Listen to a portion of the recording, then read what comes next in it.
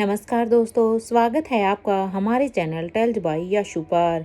यहाँ पर आपको मिलेंगी रोचक और सस्पेंसफुल कहानियाँ। अगर आपको यहाँ पर हमारी कहानियाँ पसंद आती हैं तो कृपया करके आप हमारी वीडियोस को लाइक करें, इसको अपने दोस्तों को साथ शेयर करें और साथ के साथ अपना कमेंट करना ना भूलें।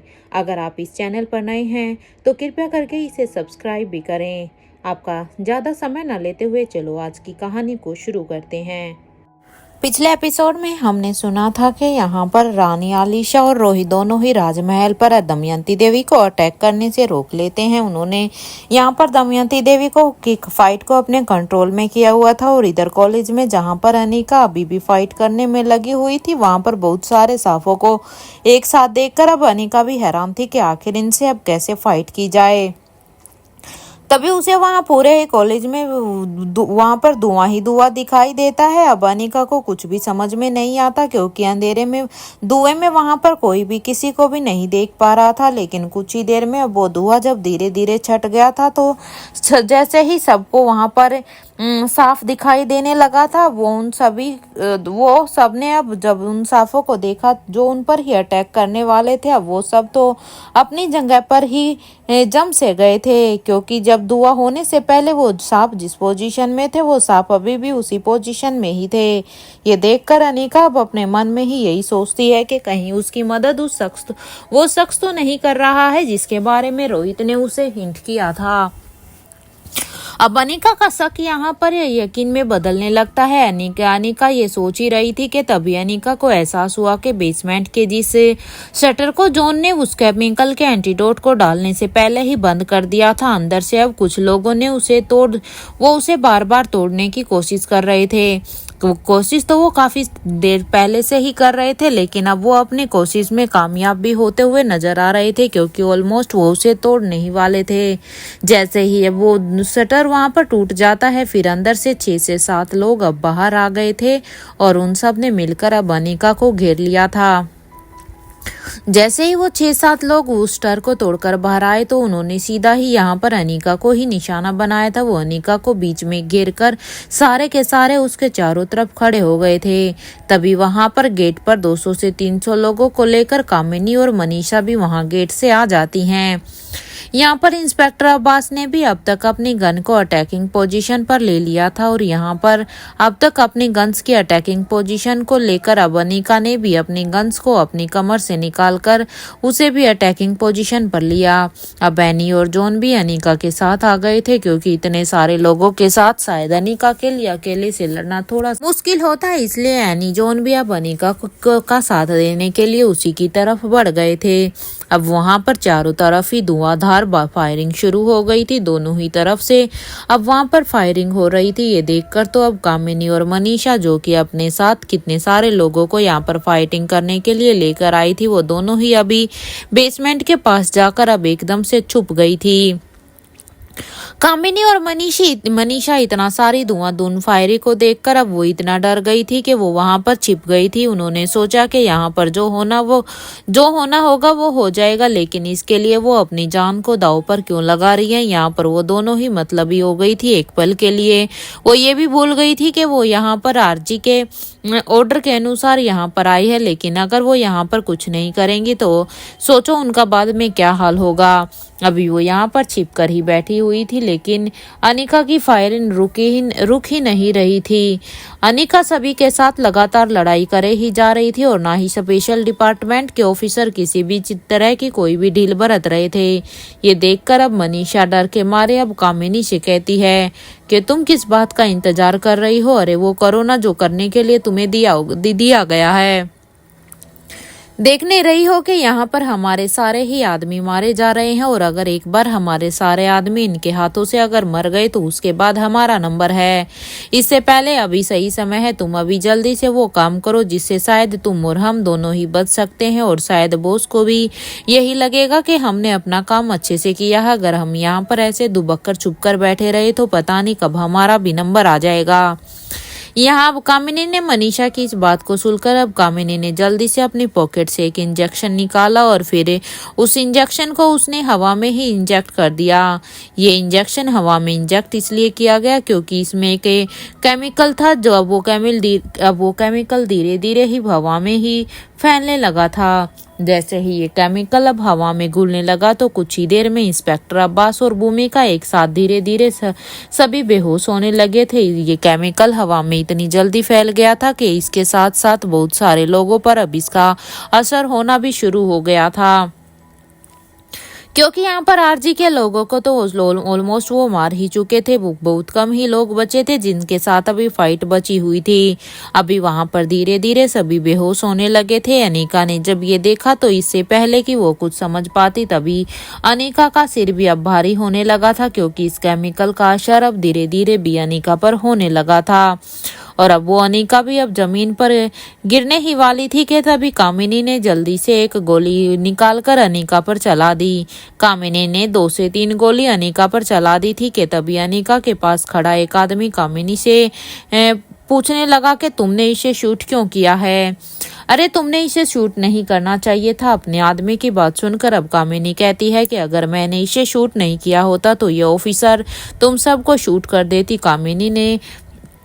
कामिनी ये कह ही रही थी कि तभी कामिनी को एहसास होता है कि किसी ने उसकी पीठ पर एक जोर से पीछे से लात मारी। कामिनी को वो लात इतनी जोर से लगी थी कि कामिनी अपना बैलेंस भी खो बैठी और कामिनी सीधा ही आगे आकर जमीन पर मुंह के बल जाकर गिरी।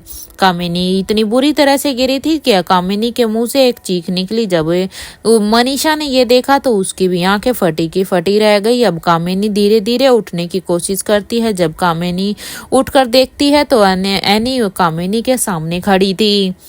ऐसे अपने सामने एनी को देखकर जब तक कामिनी संभलती, एनी ने फिर से कामिनी के मुंह पर एक और पंच मार दिया था, क्योंकि एनी ने कामिनी को अनीका के ऊपर गोली चलाते हुए देख लिया था, जिससे अब कामिनी सीधा ही फिर से नीचे गिर गई थी।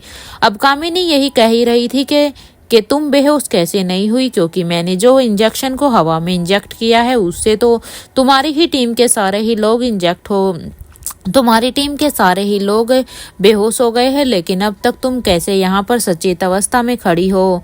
कामिनी की इस बात को अभी इग्नोर करते हुए ही एनी ने कामिनी के मुंह पर फिर से एक और पंच मार दिया, क्योंकि यहाँ पर एनी बिना किसी बात किए कामिनी से सीधा ही उसे मार रही थी। वहाँ जॉन भी अब तक बचे हुए सारे ही आदमियों को मार गिरा रहा था, क्योंकि बॉस के आदमी जो यहाँ पर कामिनी और मनीषा के साथ फाइटिंग के लिए आए थे उनको अब इस के बारे में पहले से ही पता था कि यहाँ पर ये इंजेक्शन को इंजेक्ट किया जा सकता है, इसलिए उन्होंने अपने चेहरे को अच्छे से कवर किया था ताकि इस केमिकल का असर उनके ऊपर ना हो। उन्होंने काफी सारी लेयर्स में अपने चेहरे को कवर किया हुआ था, लेकिन अनीका और उसकी टीम इस चीज से अनजान थे, इसीलिए इस केमिकल का सबसे ज्यादा असर यहाँ पर अनीका और उसकी पूरी ही टीम पर हुआ, जो कि सभी अभी बेहोश होकर गिर गए थे। लेकिन जॉन ने भी अभी बचे हुए सारे ही आदमियों को मारकर गिरा रहा था, लेकिन जैसे ही अब वो पीछे मुड़कर देखता है तो वो खून से लथपथ अनीका को देखकर एकदम से हैरान हो जाता है, क्योंकि एक तो अनीका बेहोश थी और ऊपर से उसके ऊपर कामिनी ने फायरिंग कर दी थी। फिर जॉन की नज़र वहां पर मनीषा पर जाती है जो एनी पर अटैक करने ही वाली थी, क्योंकि एनी जब कामिनी पर अटैक कर रही थी तो कामिनी को बचाने के लिए मनीषा ने पीछे से एनी पर अटैक करना चाहा। मनीषा जैसे ही कामिनी पर अटैक करने वाली थी, जॉन ने एक लात एकदम से मनीषा की पीठ पर मार दी, जिससे वो सीधा ही वहीं पर एक ही लात में बेहोश हो गई थी, क्योंकि वहां पर मनीषा के लिए जॉन की एक भी लात को बर्दाश्त करना शायद मौत के मुंह से निकलकर बाहर आना था। वहीं राजमहल में सब शांत हो गया था। अब तक सब शांति दिखाई दे रहा था। रानी आलिशा दमयंती को मारने ही जा रही थी कि तभी आलिशा के कानों में दमयंती के एक सिपाही की आवाज आती है कि रुक जाओ तुम जो कोई भी हो, वरना ये बच्ची जान से चली जाएगी। जैसे ही वो सिपाही की बात अब आलिशा और रोहित दोनों ने ही सुनाई दी तो वो हैरानी से अब उस तरफ देखने लगते हैं। उस सिपाही के हाथों में कोई और नहीं बल्कि वहां पर आलिशा थी। वहां पर लतिका थी। प्रिंसेस लतिका को वहां पर देखकर रोहित और आलिशा दोनों ही अभी हैरानी से एक दूसरे को ही देखने लगे कि आखिर यहाँ पर प्रिंसेस लतिका बाहर कैसे आ गई थी, क्योंकि अंदर से तो सब कुछ सबको अंदर रहने के लिए कहा गया था, तो लेकिन प्रिंसेस लतिका ऐसे बाहर कैसे आ सकती है, वो भी इतनी यहाँ पर इतनी मारपिटाई में। अब तक जिन्हें स्त्री सिपाहियों को आलिशा की फीमेल फाइटर ने अधमरा सा छोड़ दिया था, अब वो ये सब जब उन्होंने देखा कि उनकी एक सिपाही ने यहाँ पर एक बच्ची को किडनैप कर लिया है, तो अब वो भी धीरे धीरे अब खड़ी होने लग गई थी, क्योंकि अब उन्हें भी थोड़ा बहुत सहारा मिल गया था कि अब वो फिर से फाइट स्टार्ट कर सकते हैं।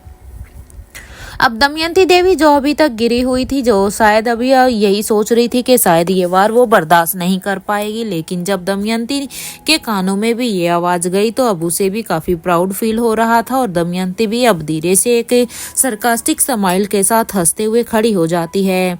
दमयंती ने अब अपनी उस सिपाही को कहा कि उसे लड़की को मेरे पास भेजो, आज इसकी मौत मेरे ही हाथों से होगी। क्योंकि दमयंती का ईगो बहुत ही हर्ट हुआ था, क्योंकि आज तक उसे किसी ने भी ऐसे फाइट में नहीं हराया था, चाहे वो फाइट उसकी फिजिकल हो या ना हो। लेकिन आज दमयंती अपने मुंह के बल गिरी हुई थी, इसलिए अब अपने ईगो को शांत करने के लिए अब वो उस सिपाही को कहती है कि इस बच्ची को मेरे हवाले कर दो, अब मैं देखती हूँ कि ये लोग इस फाइट को कैसे जीतते हैं। उस सिपाही ने भी दमयंती देवी के कहे अनुसार प्रिंसेस लतिका से कहा कि बेटा आप वो सामने वाली आंटी के पास जाओ, देखो वो आपको बुला रही है। ये कहते हुए ही अब प्रिंसेस लतिका को एक धक्का देने लगी। दमयंती ने भी उस सिपाही को आंखों में ही कुछ इशारा किया। यहाँ प्रिंसेस लतिका सिर्फ अपनी माँ को ही ढूंढ रही थी, क्योंकि सभी ने यहाँ पर अपने चेहरों को कवर किया हुआ था, इसलिए प्रिंसेस लतिका तो यहाँ पर अपनी माँ को ही ढूंढने के लिए बाहर आ गई थी। रोहित ने दमयंती के इशारे को देख लिया था, जो वो वहाँ पर अपनी उस सिपाही को दे रहा था। दमयंती ने जिस सिपाही को अभी इशारे से कुछ कहा था, रोहित ने अब उसे देखकर समझ लिया था कि ये दोनों ही मिलकर प्रिंसेस लतिका पर ही अटैक करने वाली हैं, क्योंकि जैसे ही प्रिंसेस लतिका उस सिपाही की तरफ से दमयंती के पास जाएगी तो वो दोनों ही साइड से उसके ऊपर अटैक कर देंगी। रोहित ने अब इतनी स्पीड से प्रिंसेस लतिका का हाथ अपनी तरफ खींच लिया था, क्योंकि जब प्रिंसेस लतिका वहां पर अपनी मां को ढूंढने के लिए दमयंती देवी की तरफ कुछ कदम ही बढ़ाए थे कि तभी रोहित इतनी स्पीड से उसकी तरफ भागा था कि वहां पर मौजूद कोई भी कुछ भी नहीं समझ पाया कि आखिर एकदम से यहाँ पर हुआ क्या। और वो खुद अब प्रिंसेस लतिका के पीछे खड़ा हो गया था। दमयंती देवी और इस सिपाही दोनों ने ही जो खंजर लतिका के लिए निकाल कर रखा हुआ था, उसे उन दोनों ने ही अभी रोहित की पीठ पर वार कर दिया, क्योंकि यहाँ पर प्रिंसेस लतिका ने जैसे ही कुछ कदम बढ़ाए थे तभी दमयंती और उसकी सिपाही ने अपनी पोजीशन वार करने के लिए ले ली थी, लेकिन इससे पहले वो अपने वार को रोक पाती तब तक रोहित उनके बीच में आ गया था, और वो दोनों ही खंजर अब यहाँ पर रोहित लग गए। ये देखकर तो अब प्रिंस यहाँ पर कभी नालिशा के पैरों तले एकदम से जमीन ही खिसक गई थी, क्योंकि एक तो यहाँ पर रोहित को वो खंजर लगा था और उसके पास लतिका भी थी, इसलिए एक बार तो वहां पर रानी आलिशा को सीधा ही यहाँ ऐसा लगा जैसे उसकी बेटी और किंग दोनों ही एकदम से खत्म हो गई। उसकी पूरी ही दुनिया है उसे अब काली नजर आने लगी थी, उसे अपनी आंखों के आगे अंधेरा दिखाई दे रहा था। यहाँ पर रानी आलिशा ने अब जल्दी से होश में आकर अभी दमयंती और उसकी सिपाही को अपने दोनों ही हाथों से एक एक पंच मार दिया था, क्योंकि अब यहाँ पर जो भी कुछ हुआ था उससे रानी लतिका का गुस्सा बहुत ही बढ़ गया था। लेकिन यहाँ रोहित अभी भी सिर्फ लतिका को ही प्रोटेक्ट कर रहा था, इवन उसको खुद खंजर लगे हुए थे। अब रोहित के कदम भी लड़खड़ा रहे थे कि तभी एक दिशा से आती हुई गोली रोहित के पीठ पर जाकर लगी। अब यहाँ रोहित पूरी तरह से अब जमीन पर गिर गया था। अपनी कार में उधर दूसरी तरफ अपनी कार में बैठी हुई स्वाति मल्होत्रा ने जब ये सब देखा तो मानो उसके एकदम होश ही उड़ गए थे। स्वाति के मुंह से अब अचानक से ही निकल गया कि आखिर प्रिंसेस लतिका बाहर कैसे आ गई, क्योंकि अगर प्रिंसेस लतिका इस समय पर बाहर नहीं आती तो अब तक तो ये लोग दमयंती और उसकी सिपाहियों के ऊपर अब तक विजय प्राप्त कर चुके होते। इधर पेरिस के होटल में अपने रूम में ही जब किंग ने अपने आदमियों के साथ देखा तो उन्होंने अपनी आंखें एकदम से ही बंद कर ली, क्योंकि किंग ने वहां पर कैमरे में देखा कि रोहित को पहले खंजर लगा है और उसके बाद उसे पीछे से पीठ से गोली लगी हुई है। ये देखकर तो अब किंग के भी हाथों के रुएं एकदम से खड़े हो जाते हैं और वो उससे वहां का नजारा देखा भी नहीं जाता, इसलिए वो अपनी आंखों को बंद कर लेता है। यहाँ किंग के फाइटर अब किंग से कह रहे थे, किंग क्या हम अब युवराज को बचाने के लिए जाएं?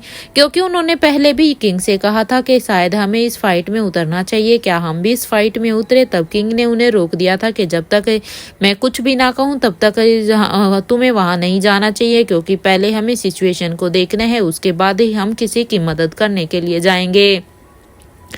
अब वो फिर से उसके आदमी कहते हैं कि अगर हम नहीं जाएंगे तो उन्हें युवराज को कुछ हो ना जाए। अपने आदमी की अब ये बात सुनकर किंग कहते हैं कि अगर राजमहल को प्रोटेक्ट करने में तुम्हारे युवराज की जान भी चली जाएगी तो मुझे अफसोस नहीं होगा।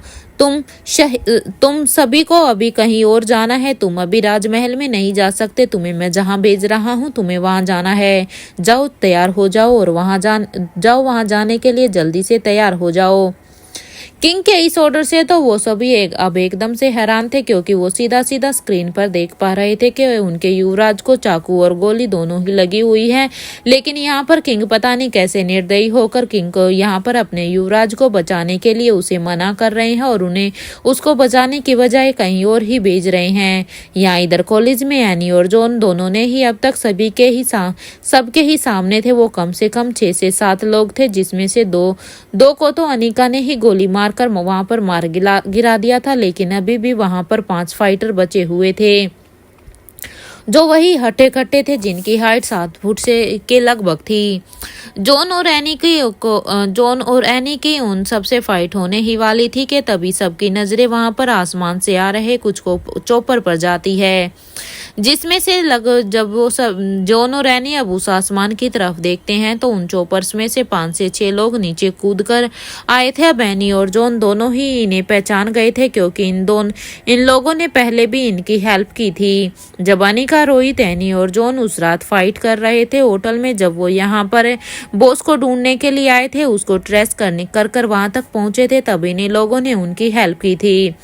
कुछ ही देर में अब एनी और जॉन के साथ वो फाइटर्स भी अपने दुश्मन से लड़ने लगे थे, क्योंकि ये जितने भी आदमी भी यहाँ पर आए थे वो अब जॉन और एनी का साथ दे रहे थे। यहाँ एक फाइटर ने अभी अनिका को अपने कंधों में उठाकर जल्दी से उसे चोपर में बिठा दिया था, क्योंकि उस फाइटर को साफ साफ ये निर्देश मिला हुआ था कि यहाँ पर इसे कुछ भी नहीं होना चाहिए। वो फाइटर अनिका को इसलिए एक चोपर में जाकर बिठा देता है ताकि अनिका को और भी कोई जख्म न लगे, और फिर वो खुद भी अनिका के साथ बैठकर अब वो चोपर चलाने वाले को यहाँ से चलने का इशारा करता है और कुछ ही देर में वो चोपर अब आसमान में उड़ने लगता है। यहाँ पर नीचे अब तक पूरी ही फाइट जीत ली जा चुकी थी कि तभी एनी और जॉन अपनी अनिका मैडम को वहां पर ढूंढने लगते हैं, क्योंकि जब एनी और जॉन यहाँ पर फाइट कर रहे थे तब तक उन्हें वहां पर अनिका दिखाई दे रही थी, लेकिन जब ये फाइट एकदम से खत्म हुई तब उन्होंने वहां पर अनिका को देखा तो उन्हें अनिका उसकी जगह पर नहीं दिख रही थी। वहां पर बस उसे बहुत सारा खून ही खून दिखाई दे रहा था। वहां दूसरी तरफ राजीव गुलेरिया अभी भी इस बात से हैरान था कि आखिर कौन है जिसने उसके ड्रोन के कैमरे को हैक कर लिया है। यहाँ राजीव गुलेरिया अपने खास आदमी से कहता है कि जल्दी से देखो इसे ना कि कॉलेज के वहां पर क्या चल रहा है, क्योंकि कॉलेज का यहाँ पर स्क्रीन में कुछ भी दिखाई नहीं दे रहा है, क्योंकि राजीव के यहाँ पर जितने भी वो ड्रोन थे, कैमरे थे, उनको डिस्ट्रॉय कर दिया गया था। इसलिए राजीव अब कहता है ना ही यहाँ पर, अब तो देखो अब तक तो सिर्फ कॉलेज का नहीं दिख रहा था, लेकिन अब तो मुझे यहाँ पर राजमहल का भी कुछ भी दिखाई नहीं दे रहा है, क्योंकि वहाँ राजमहल में दमयंती अपनी स्त्री सिपाहियों के साथ भाग निकली थी, तो वहीं जो गुंडे अभी तक जिंदा थे वो भी अभी दमयंती देवी के साथ वहां से भाग गए थे। यहाँ इससे पहले के कोई कुछ भी करता, सभी एक एक करके सभी एकदम से वहां पर बेहोश हो गए। क्योंकि स्वाति ने राजमहल पर बेहोशी के केमिकल को स्प्रेड किया हुआ था। अब क्योंकि स्वाति यहाँ पर किसी के भी सामने इतनी आसानी से तो नहीं जा सकती थी, क्योंकि स्वाति मल्होत्रा को यहाँ पर राजीव इसको रोहित को भी बचाना था। इसलिए स्वाति मल्होत्रा जब यहाँ पर जंग के लिए आई थी तो उसने सबसे पहले यहाँ पर एक केमिकल को स्प्रेड कर दिया था, ताकि कुछ देर तक सभी बेहोश हो जाए और स्वाति अपना काम कर सके। अब स्वाति अपनी गाड़ी से जल्दी से निकलकर बूढ़े बाबा की मदद से रोहित के पास आ गई और फिर वो दोनों ही अब जल्दी से रोहित को उठाकर अपनी गाड़ी में लिटा देते हैं और फिर वो रोहित को वहीं पर गाड़ी में ही थोड़ा सा इनिशियल ट्रीटमेंट देने लगी। यहाँ बूढ़े बाबा अब गाड़ी को तेजी से दौड़ा रहे थे, जबकि स्वाति मल्होत्रा वहाँ पीछे गाड़ी में रोहित को ट्रीटमेंट दे रही थी। वो देख रहे थे कि कैसे आज उनकी मैडम पैनिक कर रही है, क्योंकि रोहित को ऐसे एकदम से जख्मी होता हुआ देखकर अब स्वाति मल्होत्रा के भी एक पल के लिए तो हाथ पैर कांपने लगे थे। स्वाति मल्होत्रा भी यहाँ पर पैनिक कर रही थी, क्योंकि स्वाति मल्होत्रा यहाँ पर किसी भी हाल में रोहित को कुछ भी नहीं होने दे सकती थी। इधर बूढ़े बाबा अब जल्द से जल्द ही अपनी गुफा की तरफ अपनी गाड़ी को बढ़ा रहे थे। स्वाति ने यहाँ पर जॉन को मैसेज किया था कि जल्द से जल्द मुझे आकर मिलो। कॉलेज में फाइट के जीतने के बाद अब एनी अनिका को ढूंढ रही थी कि तभी वो देखती है कि एक चॉपर आसमान से नीचे की तरफ आ रहा है और फिर कुछ ही देर में वो फाइटर उन चॉपर में बैठकर जाने लगते हैं, क्योंकि ये चॉपर यहाँ पर जो फाइटर अभी एनी और जॉन की मदद करने के लिए आए थे उनको ले जाने के लिए ये चॉपर नीचे उतरा था। वो फाइटर अब जैसे ही उस चॉपर की तरफ बढ़ने लगे तभी वो देखते हैं कि एनी उनके सामने खड़ी थी। उन फाइटर्स में से अब एक थोड़ा सा झुककर अब एनी के कानों में कहता है कि don't worry any, Anika madam is safe, I am your friend. तुम अभी इन सभी को एक एक करके यहाँ से ले जाओ, क्योंकि ये सब अभी बेहोश है, तुम्हें इन्हें भी तो संभालना है। एनी को अपनी इन्फॉर्मेशन देने के बाद उस फाइटर ने चॉपर चलाने वाले को चलने के लिए कहा। अब वो चॉपर भी आसमान में एनी को दिखाई नहीं दे रहा था, क्योंकि बहुत जल्द ही अब वो चॉपर भी एनी की नजरों के सामने से ओझल हो गया था। यहाँ पर उस इंसान की बात को सुनकर अब एनी वहाँ पर चारों तरफ देखती है कि उसकी टीम के सारे ही आदमी अभी बेहोश पड़े हुए थे। तभी एनी की नजर वहाँ पर भूमिका पर पड़ती है। एनी अब भूमिका को सबसे पहले वहाँ से उठाती है और यहाँ जॉन इंस्पेक्टर अब्बास को उठाता है। एनी भूमिका को रोहित के क्वार्टर की तरफ ले जाती है, तो वहीं जॉन इंस्पेक्टर अब्बास को सेकंड फ्लोर पर बने हुए अनिका के क्वार्टर में लेकर जाता है। यहाँ एनी ने भूमिका और निखिल दोनों को ही 6th फ्लोर पर ही शिफ्ट कर दिया था, तो वहीं जॉन ने इंस्पेक्टर अब्बास, इंस्पेक्टर विकास, छठींद्री, अर्जुन सिंह और दिल्ली पुलिस के वहां पर जितने भी ऑफिसर्स थे उन सबको सेकंड फ्लोर पर शिफ्ट कर दिया गया था। तभी एनी ने अपार्टमेंट के सारे सीसीटीवी फुटेज को जल्द से जल्द डिलीट कर दिया था, ताकि कोई भी उन्हें यहाँ पर ये भूमिका, निखिल और या फिर सेकंड फ्लोर पर ले जाते हुए जॉन को उसके आदमियों को ले जाते हुए कोई भी ना देखे। इसलिए उन्होंने सबसे पहले उस फुटेज को डिलीट किया। अब वो कॉलेज के सीसीटीवी फुटेज को डिलीट कर ही रही थी। यहाँ जॉन को जब स्वाति मल्होत्रा का मैसेज मिलता है तो जॉन ने भी एनी को मैसेज कर दिया था कि मैं बॉस से मिलने के लिए जा रहा हूँ, तुम बाकी का सब यहाँ पर संभाल लेना। जॉन के इस मैसेज के बाद अब एनी भी जॉन को रिप्लाई करती है ओके। ये कहते हुए ही अब जॉन जल्दी से कॉलेज से निकलकर स्वाति मल्होत्रा से मिलने के लिए निकल गया था। इधर एनी ने भूमिका को चेक किया तो वो समझ गई थी कि भूमिका सिर्फ बेहोशी हुई है, क्योंकि वो केमिकल इतना खतरनाक था कि एक पल के लिए तो यहाँ पर एनी भी अच्छी तरह से चेक कर लेना चाहती है कि कहीं उस केमिकल से इनकी जान तो खतरे में नहीं है। लेकिन जब एनी ने भूमिका की नब्ज को अच्छे से चेक किया तो वो समझ जाती है कि यहाँ पर भूमिका बस बेहोश है, इससे ज्यादा कुछ भी नहीं। इसलिए अब एनी भूमिका और वहां पर निखिल को वहीं पर ही बेड पर लेटाकर अब एनी भी बालकनी के पास चली गई थी, क्योंकि वो वहां पर उसे बालकनी से अभी भी नजर रखनी थी कि आखिर अभी वहां पर क्या चल रहा है। और फिर वो कॉलेज पर अनिका बनकर नजर रखने लगी। तभी एनी ने देखा कि अब धीरे धीरे सब लोग बाहर आ रहे थे जो वहां पर उस बेसमेंट में थे, और कुछ मेडिकल स्टाफ भी थे जो कामिनी और मनीषा को मेडिकल की तरफ लेकर जा रहे थे, क्योंकि कॉलेज में जितने भी आदमी अभी कॉलेज के अंदर बंद थे उनको अंदर रहने की ही अनाउंसमेंट कर दी गई थी। इसलिए अब जब फाइट खत्म हुई तो अब वहां पर जितने भी स्टूडेंट थे, प्रोफेसर थे, वहां पर जितना भी स्टाफ था वो बाहर निकलने लगा। जब वो स्टाफ बाहर निकलता है तो वहां पर कामिनी और मनीषा को देखकर एकदम से पहचान जाता है कि ये तो यहाँ पर इनके कॉलेज का ही स्टाफ है। इसलिए वो अब कामिनी और मनीषा को मेडिकल रूम की तरफ लेकर जाते हैं। वहां राजमहल में भी अब तक हेड सर्वेंट ने बाहर बेहोश जितने भी उनके लोग थे, धीरे धीरे वो सभी को अभी मेडिकल फ्लोर पर लेकर जा रहे थे, क्योंकि स्वाति मल्होत्रा ने भी यहाँ पर एक बेहोशी का केमिकल को स्प्रेड किया था। इसलिए वहां पर बाहर जितने भी फाइटर थे वो सब बेहोश हो गए थे। अब इसलिए उन सबको मेडिकल रूम में शिफ्ट किया जा रहा था। एक बार जब डॉक्टर ने उन सभी को चेक कर लिया तभी बड़ी रानी ने चैन की सांस ली, क्योंकि डॉक्टर ने कह दिया था कि ये एक नॉर्मल बेहोशी का केमिकल था, इससे इनकी जान को कोई भी खतरा नहीं है, सब पूरी तरह से सुरक्षित हैं। और ये सब सुनने के बाद अब बड़ी रानी को भी थोड़ी सी राहत मिली। फिर वो प्रिंसेस लतिका के पास बैठ गई, लेकिन अब तक बड़ी रानी ने रानी आलिशा के चेहरे पर से मास्क को किसी को भी हटाने नहीं दिया था, क्योंकि यहाँ पर बड़ी रानी बिल्कुल भी नहीं चाहती थी कि कोई भी कवि आलिशा को इस बेस में देखे या फिर पहचाने। इसलिए उसने डॉक्टर को खास मना किया हुआ था कि उसके चेहरे या उसके मास्क के साथ कोई भी छेड़छाड़ ना की जाए। बड़ी रानी की रिक्वेस्ट पर अब डॉक्टर ने एक बार फिर से सबको चेक कर लिया था। बड़ी रानी ने जब देखा कि अब सब ठीक है तो वो अपने रूम में जाकर इधर उधर टहल रही थी, क्योंकि बड़ी रानी के चेहरे पर परेशानी साफ साफ दिख रही थी कि आखिर ये सब हुआ कैसे।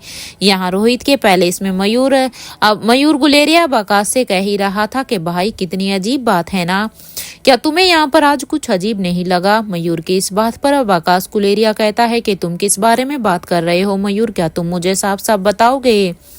तभी मयूर अपनी बात को आगे बढ़ाते हुए कहता है कि ये पैलेस तो रोहित का है, लेकिन सोचो ना यहाँ पर करण अंकल को यहाँ पर सब कुछ कैसे पता है? अरे आज तुमने देखा नहीं कि करण अंकल तो ऐसे कमांड कर रहे थे कि जैसे वो उन स्टैचू के बारे में अच्छी तरह से जानते हों। मयूर की इस बात को सुनकर अब आकाश भी एक पल सोच में पड़ गया था। अब आकाश ने भी जवाब दिया, हाँ कर तो रहे थे, लेकिन मयूर हो सकता है कि पापा काफी वक्त से यहाँ हैं, तो हो सकता है कि रोहित ने पापा को इन सब के बारे में बता दिया हो कि अगर उनके एब्सेंस में यहाँ पर कुछ भी हो तो वो यहाँ से उन्हें प्रोटेक्ट कर सकते हैं। यहाँ आकाश और मयूर आपस में ही बात कर रहे थे तो वहीं रेखा मौसी अब अपने रूम में जा चुकी थी। अब वो भी अपने रूम में जाकर यही सोच रही थी कि ये पैलेस तो सालों पहले स्वाति दीदी ने ही बनाया था, लेकिन इस तरह की एडवांस्ड टेक्नोलॉजी के बारे में तो उन्होंने कभी मुझसे भी कुछ भी नहीं बताया कि आखिर इस कॉलेज के यहाँ पर इस महल में कितनी एडवांस टेक्नोलॉजी है कि यहाँ पर किसी को कुछ करने की जरूरत ही नहीं है, ये महल खुद में ही कितना सुरक्षित है। इधर दूसरी तरफ बच्चे अपने रूम में ही एक दूसरे से ही बात कर रहे थे। यहाँ सिर्फ रिया ही थी जो काफी खुश दिखाई दे रही थी, क्योंकि आर्यन और अलेक्जेंडर वो दोनों तो खामोश ही बैठे हुए थे। वो दोनों भी समझने की कोशिश कर रहे थे कि यहाँ पर कैसे क्या हो रहा था। आज करण गुलेरिया अपने रूम में ही लेटे हुए थे और उन्होंने अपनी आंखें बंद करके अपने एक हाथ को अपनी आंखों पर रखकर कुछ सोच रहा था। करण गुलेरिया इस वक्त कुछ और नहीं बल्कि स्वाति मल्होत्रा के साथ बिताई हुई उन यादों में खोया हुआ था जब वो सालों पहले स्वाति से मिलने पेरिस के लिए आया था। क्योंकि जब स्वाति यहाँ पर अपने मिशन के लिए आई थी तब यहाँ पर करण गुलेरिया भी उनसे मिलने के लिए आया था। ये कहानी तब की है जब स्वाति ने खतरनाक ऑर्गेनाइजेशन में काम करना शुरू कर दिया था और फिर एक दिन स्वाति जब करण से फोन पर बात कर रही थी तो उसने करण को कह दिया था कि वो पेरिस आ जाए मुझसे मिलने के लिए। कि कुछ दिनों बाद ही अब स्वाति के कहे अनुसार करण गुलेरिया भी पेरिस आ गए थे और फिर वो पेरिस होटल में रुके थे कि वहां पर स्वाति भी करण से मिलने के लिए आई थी। दोनों साथ में ही बेड पर बैठे हुए थे कि तभी करण स्वाति से कहता है कि बताओ कैसा चल रहा है यहाँ पर सब कुछ। यहाँ आने के बाद काफी बिजी हो गई हो तुम, हाँ कितने वक्त के बाद है मैं तुम्हें देख रहा हूँ। ये कहते हुए ही अब करण गुलेरिया स्वाति को अपने गले से लगा लेते हैं। करण गुलेरिया की इस बात पर अब स्वाति मल्होत्रा भी जवाब देती है कि मैं यहाँ पर हमारा घर बनाने का सोच रही हूँ, कैसा आइडिया रहेगा। स्वाति की इस बात पर अब करण गुलेरिया स्वाति को हैरानी से देखते हैं। करण की इस हैरानी को समझते हुए अब स्वाति भी बेड से उतरकर अपने पर्स से एक सीट को निकालती है और फिर उसे बेड पर करण के सामने खोलकर रख देती है। करण देखता है कि यहाँ ये तो एक मैप है और फिर वो स्वाति की तरफ देखने लग जाता है, क्योंकि करण यहाँ पर उस मैप को देखकर बहुत ही हैरान था। इसलिए एक बार वो उस मैप को देख रहा था तो एक बार वो स्वाति को देख रहा था। जब स्वाति करण के चेहरे पर इतनी हैरानी देखती है तो अब स्वाति करण को बताती है कि ये देखो, ये मेरा सपना है, हमारा पैलेस, क्योंकि ये मेरा सपना है कि हम दोनों का पैलेस ऐसा होगा जिसमें तुम और मैं दोनों ही रहेंगे। अब स्वाति करण गुलेरिया को समझाते हुए कहती है कि ये देखो, ये मेन गेट होगा और फिर दोनों ही तरफ एक एक स्टैचू होगा और हाँ, कुछ ही दूरी पर गार्ड्स के लिए चैम्बर होगा जहाँ पर हमारे गार्ड अच्छे से रह सकते हैं। और हाँ, ये देखो, मेन डोर ऑटोमेटिक होगा, जो ऑटोमेटिक ही ओपन होगा, ऑटोमेटिक ही बंद होगा। इससे कोई भी दुश्मन इसे खोलने की कोशिश नहीं कर सकता। और हाँ, हमारा रूम फर्स्ट फ्लोर पर होगा। ये सुनते ही तो करण गुलेरिया ने कहा कि फर्स्ट फ्लोर पर ही क्यों? तभी करण के इस सवाल पर स्वाति जवाब देती है कि फर्स्ट फ्लोर के हर रूम में बाथरूम से होकर सीधा ही बेसमेंट तक के लिए एक सीक्रेट रास्ता होगा। और हाँ, बेसमेंट के राइट साइड पर एक सीक्रेट लैब भी होगा जिसमें मैं अपनी रिसर्च कर सकती हूँ, जिसमें मेरी रिसर्च के लिए मुझे सारा ही सामान वहाँ पर अवेलेबल होगा। मुझे मेरी रिसर्च के लिए किसी भी चीज के लिए बाहर नहीं भागना होगा। ये कहते हुए ही अब स्वाति करण की तरफ देखने लगती है तो वो देखती है कि करण बड़े ही ध्यान से उसी की बातों को सुन रहा था। अब स्वाति अपनी बातों को आगे बढ़ाते हुए फिर से कहती है, ये हमारा रूम होगा करण, देखो इस रूम की बालकनी से हम हमारा गार्डन देखेंगे। और फिर देखो, ये थर्ड फ्लोर का रूम हमारे अपने आने वाले बच्चों के लिए, बताओ कैसा लगा? स्वाति की इस बात पर अब करण गुलेरिया जवाब देते हैं कि क्या इस पैलेस में मेरे लिए कोई जगह नहीं है? You know, I am a businessman, मुझे कई मीटिंग को घर पर ही लेना होता है, तो क्या तुमने मेरे बारे में नहीं सोचा? करण यहाँ पर सवालिया नजरों से अब स्वाति से ये पूछता है। करण की इस बात पर अब स्वाति करण से फिर से कहती है कि ये सेकंड फ्लोर सिर्फ तुम्हारे बारे में ही सोचकर बनाया गया है मिस्टर करण गुलेरिया। अब स्वाति की इस बात पर अब करण गुलेरिया स्वाति की तरफ देखते हैं और वो भी अब एक छोटी सी स्माइल कर देते हैं। यहाँ पर अब स्वाति फिर से कहती है कि यहाँ पर एक बड़ा सा मीटिंग हॉल होगा। स्वाति की इस बात पर अब करण गुलेरिया कहते हैं कि ठीक है, तो ग्राउंड फ्लोर पर सारे ही सिक्योरिटी गार्ड को मैं अलॉट कर दूंगा ताकि वो हमारी और हमारे बच्चों की सिक्योरिटी को देखेंगे। करण की इस बात पर अब स्वाति मुस्कुराते हुए कहती है कि डोंट वरी, मैंने इस पैलेस को प्रोटेक्ट करने के लिए पूरा ही प्लान रेडी किया हुआ है।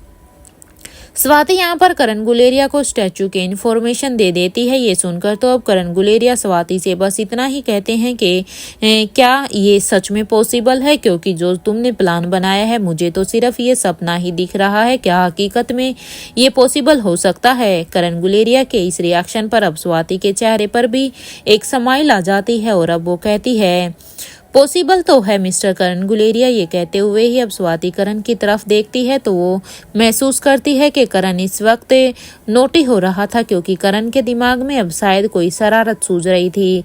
इससे पहले कि करण कुछ करता, स्वाति करण से कहती है कि देखो, अभी शरारत करने की सोचना भी मत। ये कहते हुए ही अब स्वाति हंसने लगती है और करण स्वाति को अपनी बाहों में भर लेता है, क्योंकि करण गुलेरिया ने एक बहुत लंबे समय के बाद स्वाति के एहसास को ऐसे महसूस किया था। या उस पैलेस के बने अपने रूम में करण गुलेरिया अपनी यादों में ही थे कि वो अपने आप से ही यही कह रहे थे कि जो पैलेस स्वाति का सपना था वो आखिर रोहित ने कैसे लिया होगा, या फिर रोहित ने अभी वो यही सब सोच रहे थे कि ये सारा स्वाति का सपना था, तो आखिर इस सपने के बारे में रोहित को कैसे पता चला होगा? क्योंकि इस महल में जो भी कुछ मौजूद है वो सब कुछ स्वाति के सपने के अकॉर्डिंग है। या फिर रोहित ने इस महल को खुद ही बनाया होगा। तो उसे ये मैप, अगर रोहित ने इस महल को खुद ही बनवाया है तो आखिर उसे ये स्वाति मल्होत्रा का मैप किसने दिया? यहाँ पर करण गुलेरिया अभी भी इसी द्वंद्व में थे, अपनी सोच में ही करण गुलेरिया थे कि तभी उन्हें याद आया कि काफी वक्त से उन्होंने अपने फोन को नहीं देखा है, कहीं उस पर कोई नोटिफिकेशन, कोई कॉल तो नहीं आई है जो इमरजेंसी में हो। करण गुलेरिया अब जल्दी से अपने बेड से उठकर अब वो टेबल पे रखा अपना फोन चेक करते हैं तो वो देखते हैं कि उनके फोन पर अंजलि मल्होत्रा का मैसेज आया हुआ था। करण ने अंजलि मल्होत्रा का नाम फ्लैश होते हुए देखा तो उन्होंने अपने फोन से तुरंत ही अंजलि को कॉल कर दिया। कुछ ही देर की रिंग बजने के बाद जब अंजलि ने फोन उठाया तो करण ने कहा, हाँ अंजलि कहो, क्या बात है, सब ठीक तो है ना। अंजलि ने करण की यह बात सुनकर करण से कहा, हाँ मिस्टर करण गुलेरिया, यहाँ पर तो सब ठीक है, लेकिन क्या आप मेरी मदद कर सकते हैं। अब अंजलि के इस बात पर अब करण गुलेरिया कुछ पल के लिए तो सोच में पड़ जाते हैं कि आखिर इतने सालों के बाद अंजलि कौन सी मदद मांग रही है, क्योंकि अब तक जब से अनिका से मिलने के बाद, जब से उसका मल्होत्रा हाउस से मिलना जुलना हुआ, उसके बाद उन दोनों की जस्ट एक नॉर्मल बात होती थी, नॉर्मल हाय हेलो होती थी, लेकिन अंजलि ने कभी उससे कोई ऐसे मदद वाली बात नहीं की थी। अब अंजलि की ये बात सुनकर खुद करण हैरानी से अंजलि से पूछता है कि क्या हुआ है, सब ठीक तो है ना, कौन सी मदद चाहिए अंजलि। बिना इधर उधर की बात किए अब अंजलि भी सीधा ही करण से कहती है कि क्या आप मेरे खोए हुए बेटे को ढूंढने में मेरी हेल्प कर सकते हैं, प्लीज एक बार फिर मेरी मदद कर दीजिए। अंजलि की ये बात सुनकर तो अब करण को एकदम से 440 वोट का झटका लगता है, क्योंकि करण ने तो खुद इस बात के बारे में सोचा भी नहीं था। वो तो इसे अंजलि की इस बात के आसपास भी नहीं सोच रहे थे, क्योंकि उन्होंने तो सोचा था कि वो बात काफी सालों पहले दफन हो चुकी है। करण अपने मन में ही यही सोच रहे थे कि क्या अंजलि अभी भी अपने बच्चे के लिए तड़प रही है, कितनी पुरानी बात हो गई थी ये। अपने ही ख्यालों में करण को अंजलि की फिर से आवाज आई, हेलो मिस्टर करण गुलेरिया, क्या आप मेरी बात सुन रहे हैं। फिर से अंजलि की बात को सुनकर अब करण अपने होश में आते हैं और फिर करण ज्यादा कुछ न कहते हुए अब कहते हैं, हाँ हाँ। तब अंजलि की आवाज से अब करण अपने ख्यालों से बाहर आते हुए कहता है, देखो अंजलि, इस बात को काफी वक्त हो गया है, अब मुझे नहीं लगता कि तुम्हें उसे ढूंढना चाहिए। अरे अंजलि, तुम खुद ही सोचो ना, मैंने खुद 5 साल तक उसे ढूंढने की कितनी ही कोशिश की थी, तब तो वो सिर्फ एक छोटा सा बच्चा था। अब करण बड़े ही प्यार से अंजलि को समझाते हुए आगे कहता है कि अगर तुम्हारे बेटे को मिलना होता तो वो हमें मिल गया होता, क्योंकि उस समय भी मैंने अपने सारे ही रिसोर्सेज को, कितने ही डिटेक्टिव्स को तुम्हारे बेटे को ढूंढने के लिए लगाया था, लेकिन जब हमें हमारा बेटा नहीं मिला तो अंजलि अब एक बार तुम ही सोचो ना कि हमें वो अब कैसे मिलेगा। अब तो शायद वो काफी बड़ा हो भी गया, अब तो वो बहुत ही बड़ा हो गया होगा, वो तुम या मैं, हम उसे कैसे पहचानेंगे कि अब वो तुम्हारा ही बेटा है। देखो अंजलि, मैं भी यही कहूंगा कि हो सकता है कि उसे किसी फैमिली ने अडॉप्ट कर लिया हो और अब वो किसी के खानदान का खून हो। तुम उसे ढूंढने की जिद छोड़ दो। करण की अब इस बात को सुनकर तो अब अंजलि की आंखों में एकदम से आंसू आ गए थे, क्योंकि अंजलि ने तो ये बिल्कुल भी नहीं सोचा था कि करण उसकी हेल्प के बदले में उसे ये सब कहेगा। लेकिन अब अंजलि ने करण से कहा कि अगर आप मेरी मदद नहीं करना चाहते तो फिर ना बोल दीजिए ना मिस्टर करण गुलेरिया, लेकिन प्लीज मेरी उम्मीद मत तोड़िए, क्योंकि मैंने बड़ी उम्मीद के साथ आपको कॉल किया था, लेकिन आप तो यहाँ पर सीधा सीधा ही मेरी उम्मीद को तोड़ रहे हैं। ये कहते हुए ही अब अंजलि झट से अपना फोन को डिस्कनेक्ट कर देती है। यहाँ इधर करण गुलेरिया ने जब अंजलि की इस बात को सुना तो वो भी एकदम से हिल गए थे। अब करण गुलेरिया अपने ही गिल्ट में थे कि कब के सब कुछ जानते हुए भी वो अंजलि को सच नहीं बता सकते। करण अपने रूम की बालकनी की तरफ टेंशन में आ गए थे कि आज करण गुलेरिया की आंखों में साफ साफ आंसू थे। उसे कुछ भी समझ में नहीं आ रहा था कि वो करें तो क्या करें, क्योंकि एक तरफ यहाँ पर उसे अंजलि की भी हालत नहीं देखी जा रही थी। एक तरफ ये पहले इस जहां पर करण को स्वाति के जिंदा होने का एहसास करवाता है, तो वहीं दूसरी तरफ अंजलि के इतने सालों की तकलीफ करण गुलेरिया को आज भी याद है। इसलिए इन दोनों ही चीजों से अब करण इतना परेशान था कि उसकी आंखों से आंसू छलक पड़े। आकाश की सच्चाई जानने के बाद भी आखिर कैसे अपने दिल पर पत्थर रखकर उन्होंने अंजलि को फोन किया था कि अब वो अंजलि के बेटे को ढूंढने में उसकी मदद नहीं करेंगे। करण गुलेरिया अपने ही ख्यालों में थे कि तभी उनके कानों में उनके रूम के दरवाजे की नोक करने की आवाज आती है। दरवाजे के नोक की आवाज को सुनकर अब करण गुलेरिया जल्दी से अपने आंसुओं को पूछते हैं। वो अपने चेहरे को एकदम नॉर्मल रखने की कोशिश करते हैं और अब उस आवाज से करण गुलेरिया अपने ख्यालों से बाहर आकर अब वो दरवाजे की तरफ जाते हैं। फिर वो जब दरवाजा खोलते हैं तो वो देखते हैं कि तीनों ही बच्चे उनसे मिलने के लिए यहाँ पर आए थे।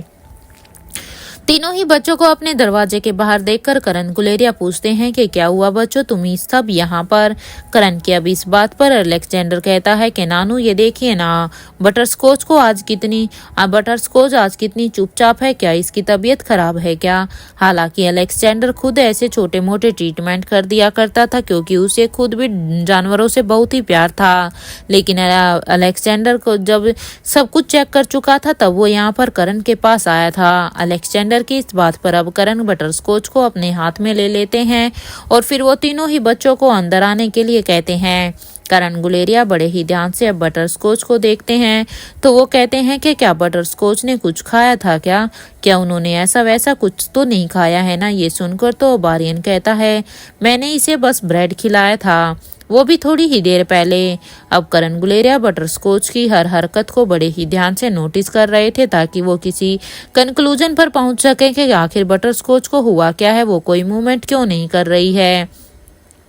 इधर राजमहल में अब तक लगभग सभी को होश आने लगा था। होश आते ही तभी कविनालिशा, क्योंकि अब यहाँ पर कविनालिशा को भी होश आ गया था। जब कविनालिशा को होश आता है तो अब वो जल्दी से अब उस मेडिकल फ्लोर से बाहर निकलकर सीधा ही अपने रूम की तरफ चली गई और वो अभी अपने रूम में जाने के बाद तभी कविनालिशा ने जल्दी से चेंज किया और खुद को नॉर्मल करने की कोशिश करने लगी।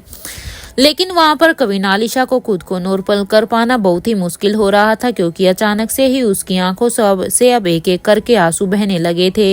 कविनालिशा की आंखों के सामने अभी भी वो मंजर ही घूम रहा था जब वहां पर रोहित को वो चाकू और गोली लगी थी और साथ में उसकी बेटी की जान भी खतरे में थी।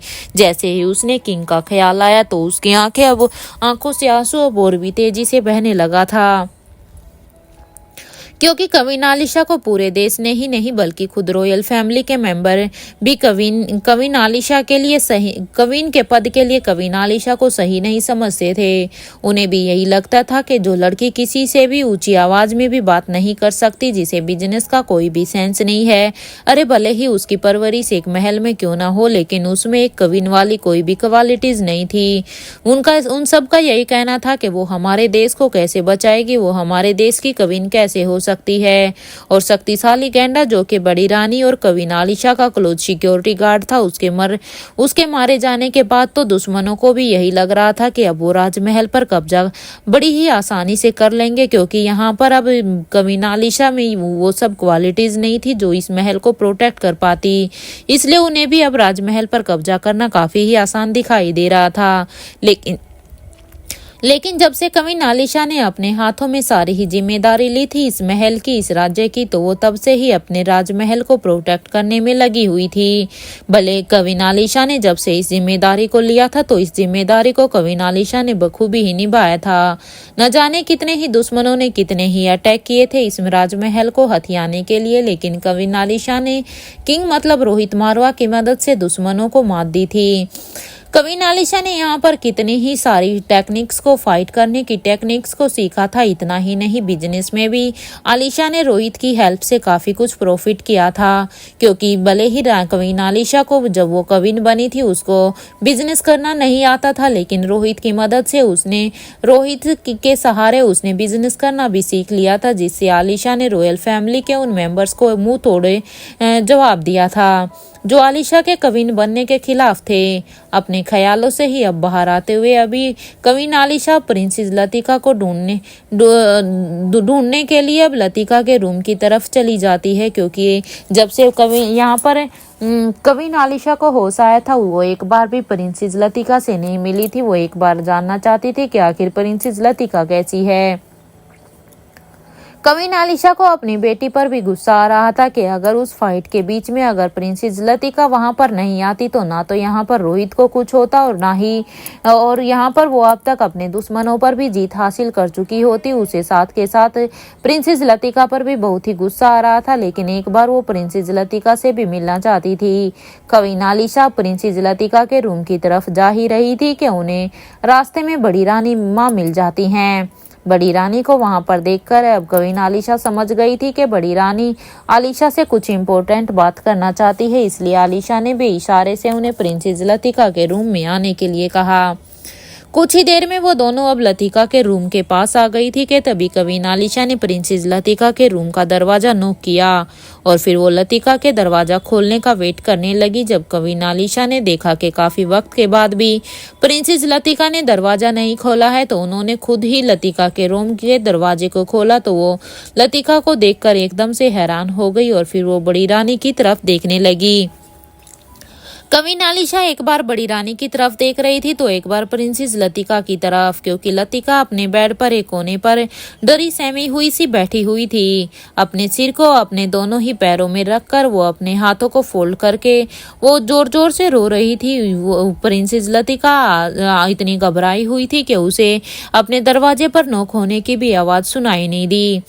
कविन आलिशा ने जब प्रिंसेस लतिका को देखा तो वो एकदम से अपनी बेटी को ऐसे देखकर हैरान हो गई। अब वो जल्दी से लतिका के पास गई और फिर आलिशा ने लतिका को गले से लगा लिया और फिर वो बड़े ही प्यार से लतिका के सिर पर अपना हाथ फेर रही थी। कविन आलिशा जानती थी कि इस वक्त लतिका से कुछ भी पूछना शायद सही नहीं होगा, इसलिए वो पहले लतिका को ही संभाल रही थी। वो चाहती थी कि प्रिंसेस लतिका पहले नॉर्मल फील करे, क्योंकि प्रिंसेस लतिका के लिए भी आज जो कुछ हुआ वो एकदम से ही नया था। उसे प्रिंसेस लतिका खुद इतनी घबरा गई थी कि उसे कुछ भी समझ नहीं आ रहा था। वहां रोहित के क्वार्टर में अब तक भूमिका को होश आ रहा था। जैसे ही भूमिका ने अपनी आंखें खोली तो वो अब हैरानी से अब उस रूम को देखने लगी कि आखिर वो कहाँ पर है। जब भूमिका ने वहां पर उस रूम में चारों तरफ देखा तो वो समझ जाती है कि वो रोहित और अनिका के क्वार्टर में है। अब भूमिका जल्दी से अब उस बेड से उठकर बाहर की तरफ जाने लगती है तो वो देखती है कि अनी बालकनी में खड़ी कॉलेज पर ही नजर बनाए हुए थी। भूमिका ने जब इधर उधर देखकर अब वो अनिका को ढूंढ रही थी कि तभी उसने सोचा कि वो पहले एनी से ही बात कर ले, क्योंकि भूमिका को वहां पर अनिका कहीं भी दिखाई नहीं दे रही थी। उसे बस वहां पर बेड पर निखिल ही दिखाई दिया। अब भूमिका का सिर अभी भी उस केमिकल की वजह से बिल्कुल ही चकराया हुआ था। भूमिका को अभी भी अपने सिर में बहुत ही पेन महसूस हो रहा था, लेकिन अपने सिर का ख्याल न रखते हुए पहले वो निखिल को चेक करती है। निखिल जो अभी भी बेहोशी में ही था, निखिल को अभी तक होश नहीं आया था, इसलिए अब भूमिका के लिए सबसे पहले एनी से ही बात करना जरूरी था। इसलिए जब भूमिका एनी को बालकनी की तरफ देखती है तो अब भूमिका भी धीरे धीरे, क्योंकि भूमिका के सिर में भी अभी भी उस केमिकल का असर था, इसलिए वो धीरे धीरे अभी चीजों को पकड़ते हुए बाहर बालकनी की तरफ एनी के पास से चली जाती है।